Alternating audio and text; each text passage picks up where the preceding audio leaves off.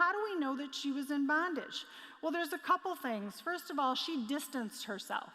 In the text, it says that it was the 6th hour. Do you ever read stuff in the Bible and go, what?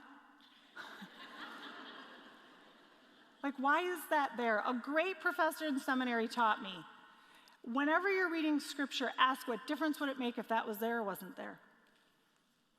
The fact that it was the 6th hour means that it was noon. It was the hottest part of the day. And when you're a woman who's carrying your jug of water in ancient Near East, you're not going when it's 8 million degrees out. You're going in the early morning in the cool of day or the late in the evening in the cool of day.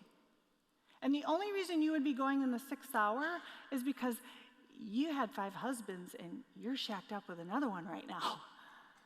You're distancing yourself. You're isolating yourself. You don't want to be with the judgers. You don't want to look at those looks. She distanced herself, and so do we, don't we?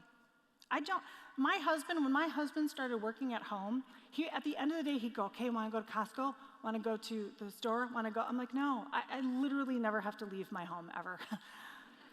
I love it here. There are no people. I love it. We distance ourselves. How else do we know this woman's faith has failed, and how do we know that ours has? Not only did she distance herself, she was defensive. How can you ask me for a drink? She says. Are you greater than Jacob? How many of you, your husband, or you young people, your mom, she walks in, she's like, how was your day? You're like, get off my back, right? It's the same response if it's the husband. How was your day? Leave me alone, right? What did you mean by that, right? We step into this place of bondage that's defensive. And the other thing that helps us to understand that this woman's faith has failed, and the other way that we can know our faith has failed, is that she takes a lot of detours, doesn't she? Oh, I have no husband. Oh, I see you're a prophet. Let's talk about music and mountains, right? She doesn't want to talk about what he wants to talk about. She's taking detours. She's avoiding conversation. She's changing the subject, right? When that topic comes up about, oh, well, what do you do?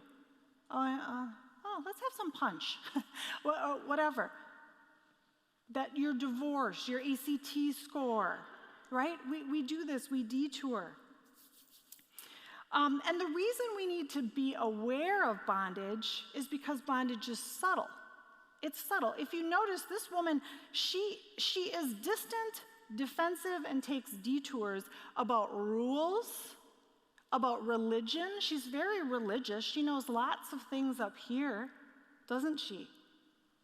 And she also is defensive, distant, and takes detours about her current reality, right? She knows lots of things about faith and about Jesus, but she didn't know Jesus. Did you know there's a difference?